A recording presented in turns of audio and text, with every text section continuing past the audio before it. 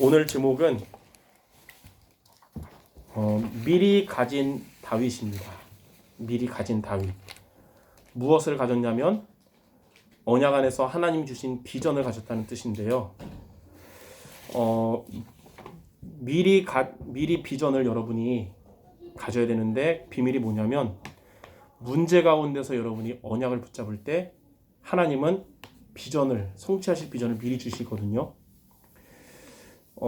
다윗도 목동이라는 자리에서 언약을 붙잡았는데 어느 날 하나님은 사무엘상 16장에 언약 가진 전도자 사무엘을 통해서 다윗에게 비전을 주세요. 왕이 될 것이며 왕이 돼서 할 가장 중요한 것은 성전 건축이다.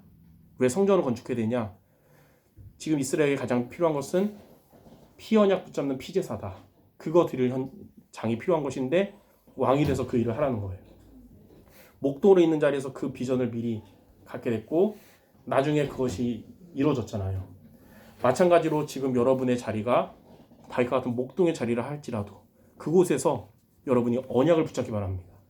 그러면 하나님은 다윗과 같이 앞으로 여러분을 통해 하실 비전을 미리 주실 거예요.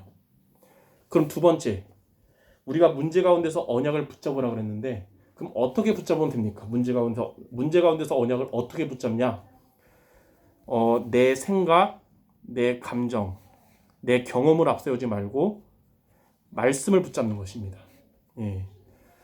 여러분이 내 생각과 내 기준 되지 말고 하나님의 말씀을 붙잡는 거예요. 시편 78편 70절에서 72절에 보면 다윗은 목동의 자리에 있었지만 그곳에서 자기 중심이 아니라 하나님의 말씀을 붙잡았어요. 그래서 한 손에는 복음의 말씀을, 한 손에는 기능을 이렇게 잡은 거예요. 또 여기 보니까 사무엘상 16장 13절에 보니까 자기를 붙잡지 않고 말씀을 붙잡았는데 하나님은 사무엘을 통하여 기름을 부었는데 뭐라 하냐면 그날 이후로 하나님의 영이 다윗에게 크게 충만하게 됐다 그랬어요. 감동됐다 그랬어요.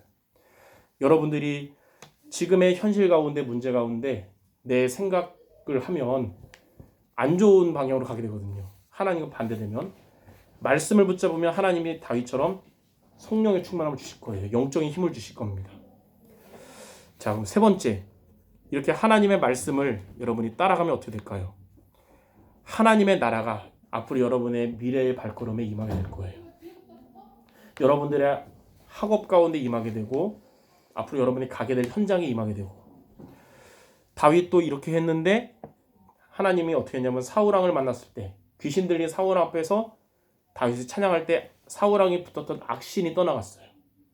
여러분 이렇게 문제 가운데서 하나님의 언약을 붙잡고 하나님 주시는 영적인 힘을 얻으면 여러분 때문에 여러분의 가정에 여러분의 학교에 현장에 사단의 권세가 떠나가고 하나님 나라 임하는 것입니다. 그리고 골리앗과의 싸움에서 승리하게 됐어요. 여러분은 그냥 초라한 평범하게 보이고 세상은 강해 보여도 하나님의 말씀 붙잡고 영적인 힘을 얻으면서 가면 여러분은 승리할 수 있는 거예요. 다윗이 골리앗을 이긴 것처럼 마지막으로 다윗은 나중에 성전 건축하는 모든 준비를 다 마쳤어요.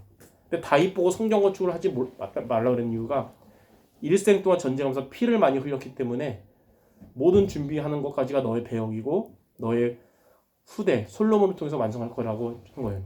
솔로몬은 말 그대로 그 황정민의 그 앞에서 그 상 받을 때 한 말처럼 다 차려진 밥상에 이제 먹기만 한 거예요. 그러니까 다윗이 완전 준비 다 해놓고 솔로몬은 왕궁만 한 겁니다.